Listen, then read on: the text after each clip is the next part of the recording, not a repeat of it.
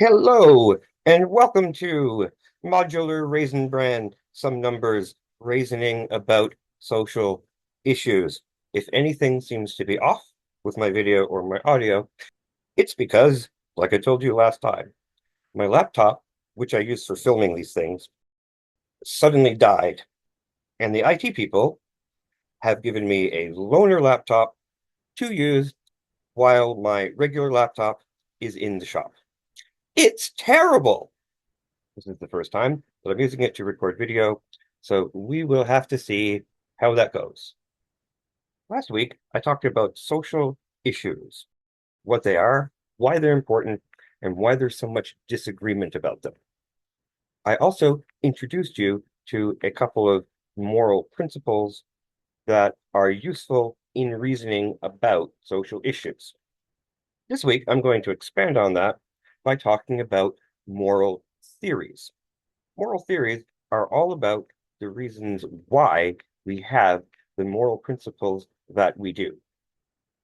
So last semester, if you recall, I talked about the three kinds of claims that we find in arguments: factual claims, conceptual claims, and value claims. I also said that social issues involve all three types of claims, all kind of mixed together. And that's why they can be so challenging and controversial. Now, these are not the only way, this scheme is not the only way to categorize claims, but I find it helpful because this division is all about, wait, here they are on this slide. So this way of thinking about different types of claims, I find to be very helpful in this context, because what makes something a factual claim or a conceptual claim or a value claim is how you would go about verifying the claim, determining if it is true or false, or it would be better to say whether we should accept it. Factual claims are verified by looking at evidence. Conceptual claims are about the most sensible way to use words, and there are a variety of techniques for reasoning about them, some of which I showed you last semester. Now, what about value claims? As I recall, I sort of glossed over value claims last semester by suggesting that you should accept value claims that everyone would agree to, or at least everyone who's not crazy, and not accept value claims that we don't have a consensus about. Well, that's not bad. That's not bad, but we can do better. And that's what moral reasoning is all about. Disputes about social issues can sometimes come down to differences in values. Because social issues inherently involve other people and different groups of people, we have to be able to reason about them. And that's where moral reasoning comes in. Now, the idea that morality or ethics, and remember that in philosophy, morality and ethics mean the same thing. The words are basically interchangeable. Most people are not accustomed to thinking of them as things that can or should be reasoned about. However, you don't have to think about them for very long before it becomes clear that you do have to reason about them. Many, many pages have been written over the years reasoning about morality and or ethics. Tonight, we're just going to dip our toes into that discourse, but I think you will find it enlightening and possibly even fun. Social issues, I'll remind you, are things that have to do with trans rights, immigration, whether stuff like sex work should be legal, and all of that other fun stuff that absolutely does not make family gatherings a living nightmare. Living Nightmare is one of my favorite family The Gathering cards, though. These are big issues that affect lots of people besides us as individuals. And if we want to do something about them, even if what we want to do is maybe stop others from doing something about them, stay tuned. It's the thing that people do. We have to either join a side or get people onto our side. As a matter of fact, sometimes we are forced to pick a side whether we want to or not. This can happen at the ballot box or in your local Magic the Gathering group. We frequently find ourselves in situations where we need to be able to give reasons for the things that we believe. Well, if you're a person who lives in a society with other people, this is the course for you. Last time on Reasoning About Social Issues, I gave you some common moral principles that are either used or function in the background of many arguments over social issues.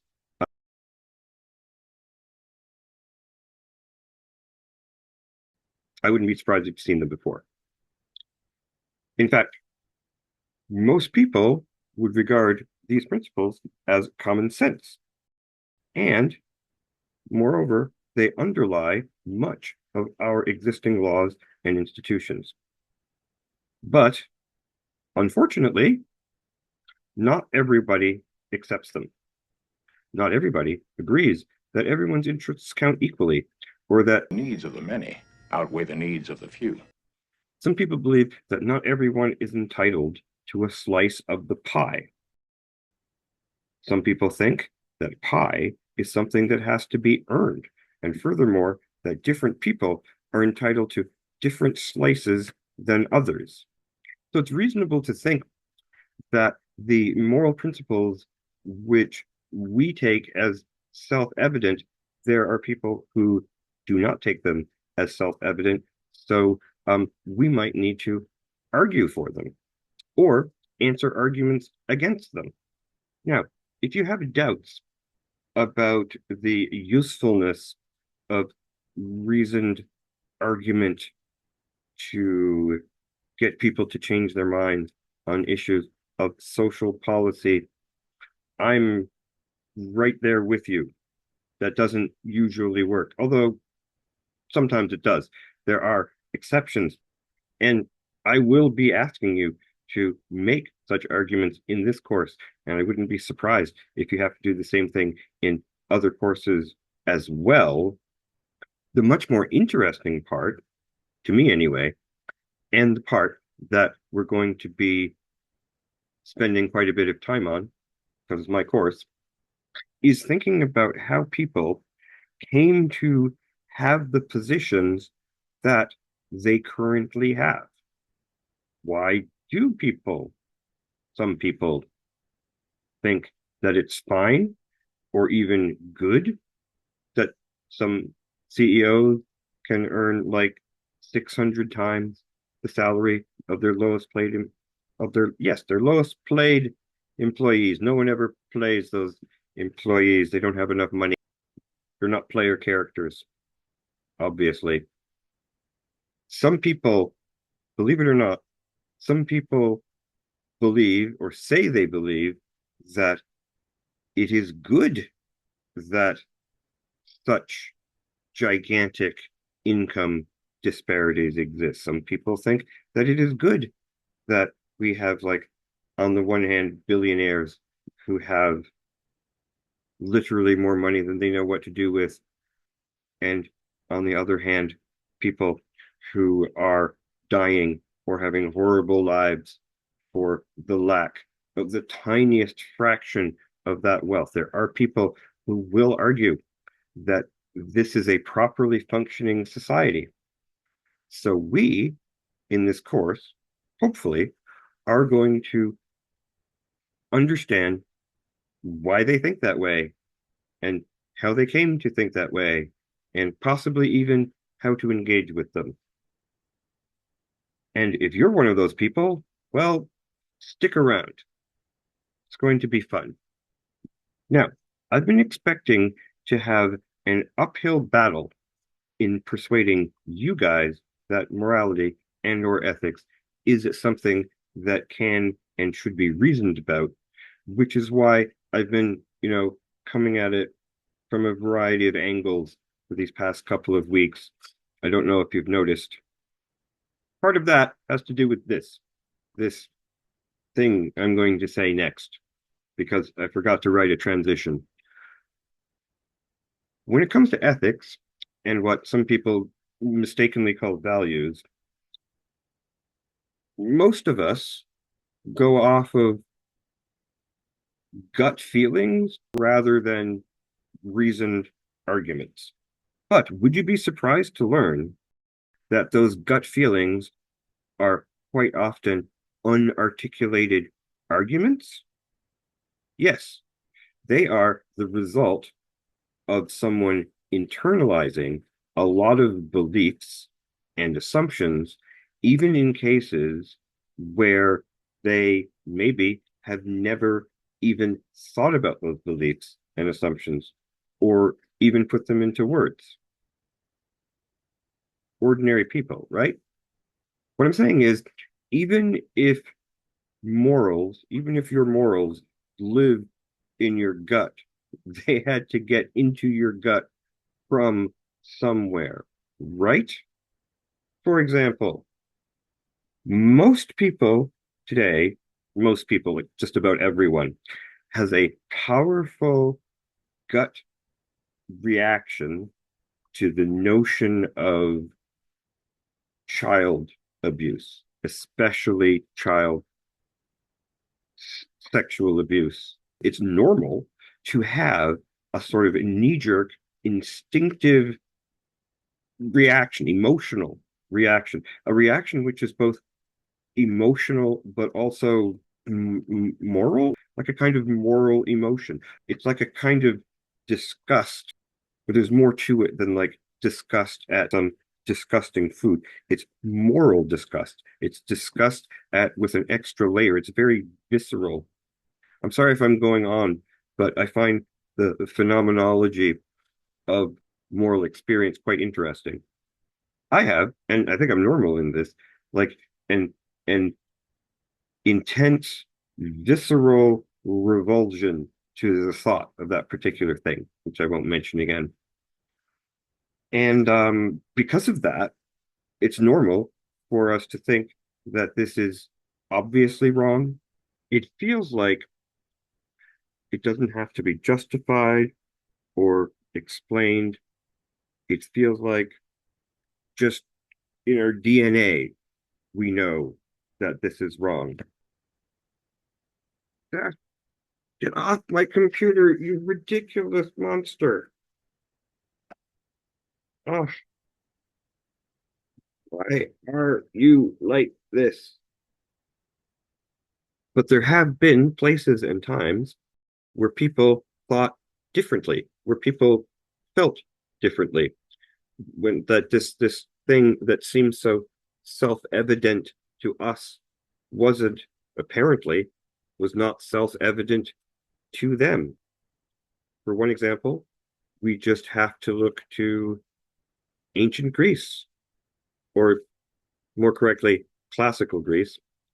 They didn't see a problem with sexual relationships or activities between adults and children. In fact, it was a kind of it was, yeah, I'm going to say it was an institutionalized practice. It was a custom for men in their 30s, 40s, maybe even 50s to have sexual relationships with adolescent boys. It wasn't just accepted, it was normalized. People thought it was good for the children. The way it worked was the older man, who usually had a relatively high social status, would act as like a kind of mentor and sort of usher the boy into adulthood. And when he reached an appropriate age, he would get married to a woman and just do what was expected. Did this harm the boys? I don't know.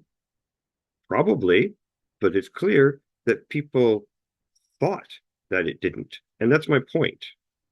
This moral revulsion that we experience towards let's call it PDX.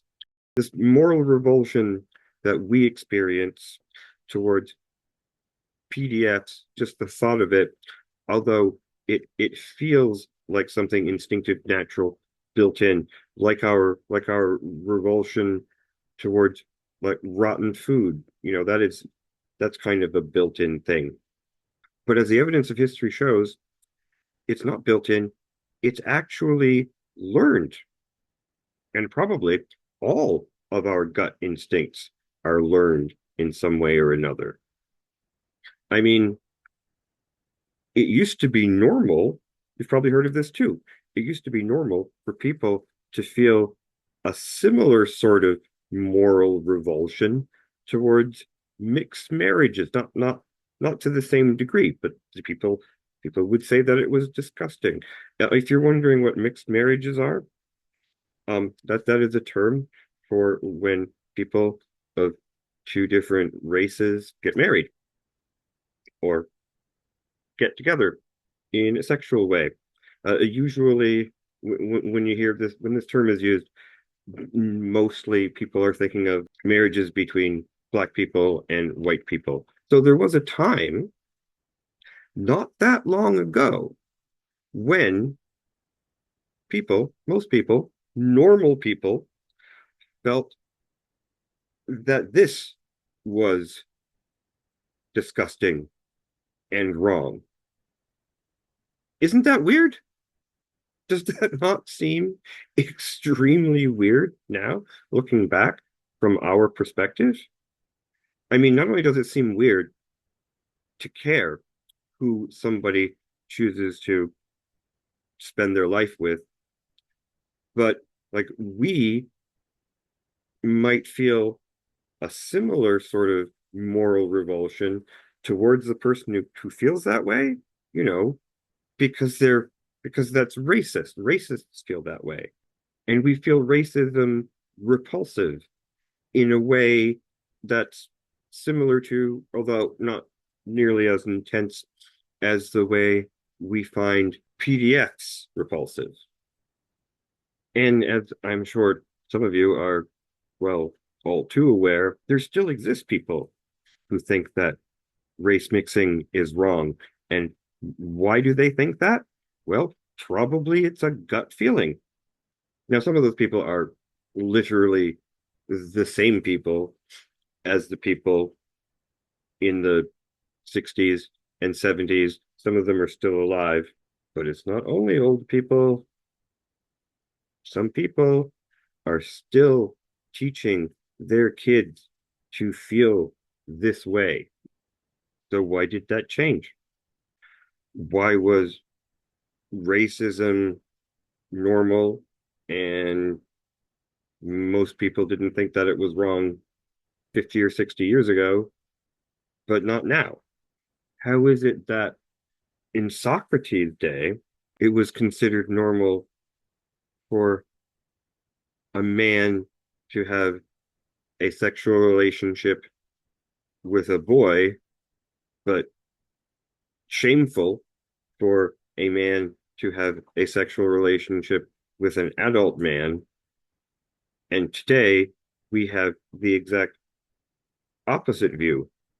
You might not think that your deepest held moral beliefs exist for a reason, but they do.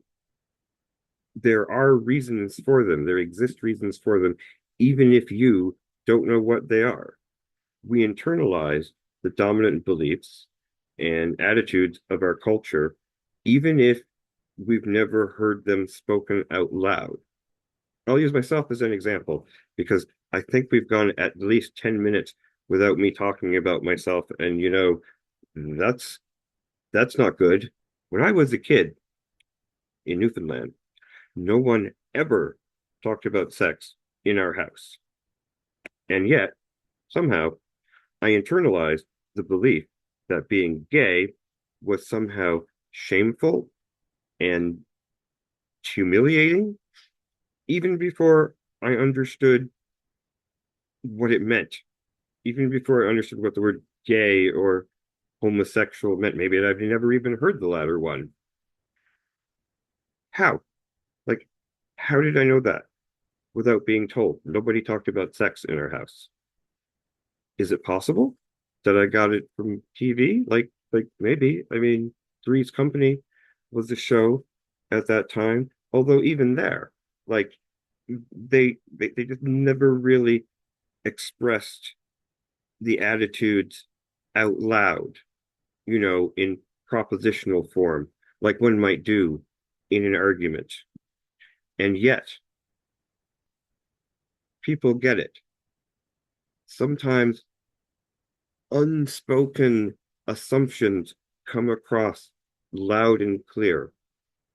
It's fascinating. Internalized norms about gender performance can be particularly pernicious. Every incel that shot up a school did so because he had internalized harmful expectations about masculinity that were ruining his life. Isn't that crazy? Like, gender norms are made up. Everybody knows that by now. High heeled shoes, you know about high heeled shoes, right? High heeled shoes were invented for men. Originally, it was the men who wore high heeled shoes. Also, wigs, makeup, lots of things. Trends come and go. It's all made up. It's not worth dying for, let alone killing for. And yet, so things like gender norms are made up in a sense, but that isn't to say that they're arbitrary. A social norm is a kind of belief, right? At some point, people have to be persuaded that they should be this way or feel that way. And they're persuaded by reasons. It makes sense to them at the time, even though they may come to pass it on and it develop and it continues in a context where it doesn't make sense. Or it makes sense in the sense of being functional, but its function is to maintain something that is bad. Hot take: gender norms can be very harmful. It's difficult to understand why and how social norms and attitudes and prejudices come into being. It requires the sort of skills of critically reading and analyzing texts and arguments that we spent so much time on in the first semester, but it also requires something more. It requires both an understanding of the forces that shape cultures and the specific history of the culture that we live in. So if you look at our syllabus, you will see that the topics for the coming months are things like liberalism and the state, whoop, bing, or social justice and personal responsibility. There you go. So, in the first term, we emphasize skills that could be used in many, many different contexts. The second term will be less focused on skills, more focused on content, knowing the things that will help you to apply those skills more effectively in specific contexts. But luckily, the context that I'm talking about is the world that we live in. So that's what I have in mind for the rest of the course, and I'm very excited. But tonight, theory. I think it's important for you to have a grounding in theory because I feel that's something that is lacking in most courses of this sort, and perhaps that's why I have I had so much trouble finding a textbook that I was satisfied with. Maybe the textbook I want doesn't exist. As I was saying, without some sort of grounding in theory, ethics courses tend to devolve into a sort of buffet where students are encouraged to pick whichever ethical theory does the best job of rationalizing the positions that they already have. I don't like that. I'd much rather be challenging your beliefs. So, what are ethical theories anyway? Why do we need to know about them? Well, ethical theories are attempts to understand ethics and particular ethical beliefs or ethical systems rationally. Everybody has ethical beliefs, but ethical beliefs are not an ethical theory. It's like how a bunch of scientific observations do not by themselves constitute a scientific theory. A scientific theory is something which puts all of the observations together in a logical way, which lets you understand why they happen. And furthermore, it allows you to make predictions about future observations. That's a scientific theory. An ethical theory is not the same as a scientific theory, but I think that it can be helpful to think about them in terms of scientific theories because they do have some similarities. And we're familiar with scientific theories, probably. An ethical theory has something like scientific observations.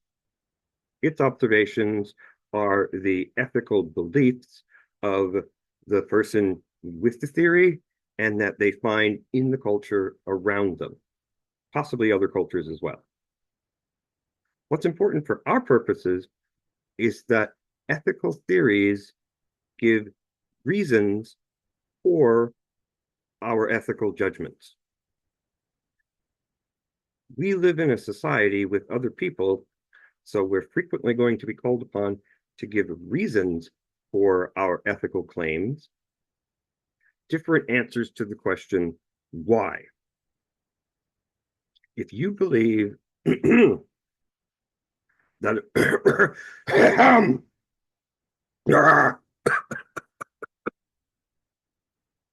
there was a reason for that. If you believe that abortion is wrong or you shouldn't use contraceptives because you're a Catholic, that's one kind of reason, that's one kind of answer why, and it's an explanation kind of reason. Or actually, I should have said, but it's an explanation kind of reason. It explains how you came to hold those beliefs in a sort of causal way. You happen to be born into a Catholic family and you happen to be raised Catholic, but that's a matter of chance, isn't it? I mean, it's just as possible that you could have been like you could have been born in a Muslim family or a family that didn't have any religious beliefs at all. When you say, I believe abortion is immoral because I'm a Catholic, you're telling us something about you. It's sort of like a fact about your biography, and your biography is not morally relevant. Remember, like I said last semester, probably a bunch of times, a reason is something that a reason in an argument is something that ought to appeal to any rational person, not just to you or to people like you. If you're on a first date with someone and the purpose of the first date is to get to know each other, well, then it makes sense to say, I think abortion is wrong because I'm a Catholic, because the other person wants to understand you. But if we're going to be making arguments about social issues, what our society should do, then we're entering into a form of discourse which involves many, many people who are not you, people who are not like you. And so your own background of being a Catholic is just not relevant. Okay? I hope I didn't spend too much time on that. So, from the perspective of this course and looking ahead to the argumentative essay that you're eventually going to have to write, you can think of an ethical theory as a sort of argument that can be used to justify a particular ethical position or a particular position on a social issue. And just as scientific theories shouldn't have anything to do with the personal lives of the scientists who think them up and test them and use them to make predictions, ethical theories are likewise objective, at least insofar as they're supposed to be appealing to any rational person. There's another way in which an ethical theory is something like a scientific theory. It's important for a scientific theory to be able to make predictions. That's one of the functions of a scientific theory. An ethical theory, an ethical theory has something similar and just as important. An ethical theory should be useful for making ethical judgments, for making ethical choices, to decide whether we should forbid women from having abortions or whether we should, I don't know, decriminalize prostitution. Have you ever noticed have you ever noticed how many social issues are connected directly or indirectly to sex? Not all of them, but a lot of them, and it's weird. It makes it a bit awkward for me as a professor because when I try to think of a social issue off my head, I don't want to give the impression that I'm thinking about sex all the time.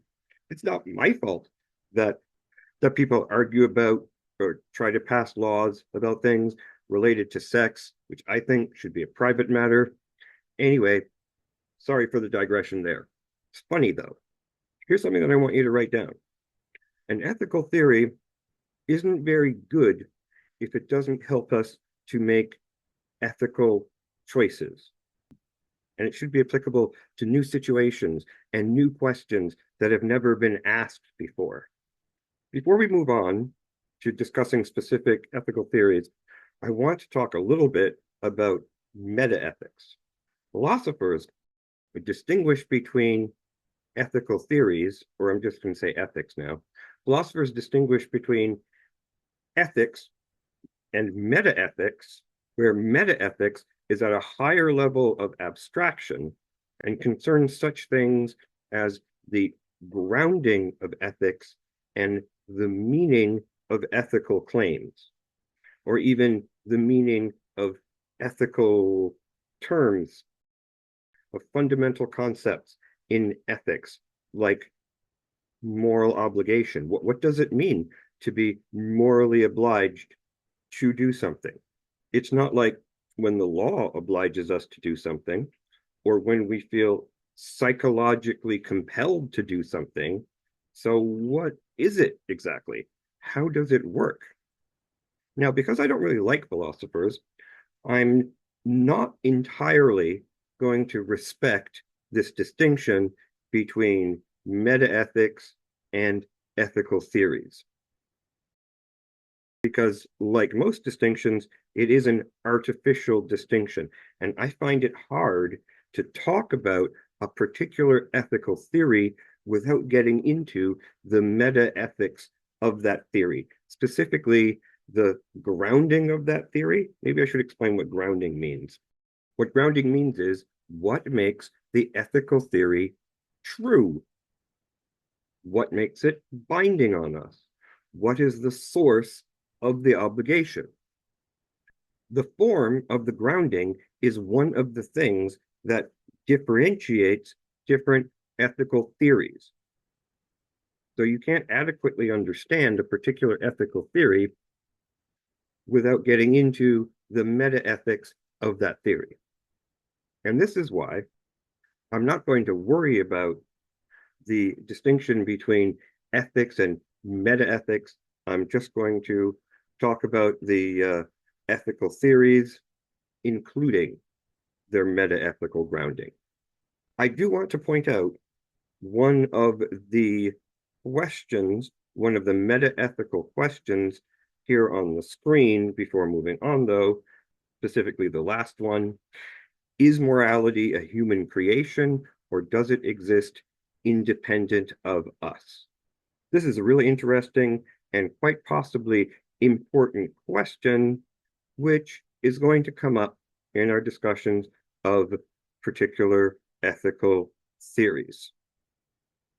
So I've organized our discussion of ethical theories in a way that I find helpful, which is that we're going to first look at two bad ethical theories, and after that, we're going to look at two good ethical theories. I hope I don't run out of time.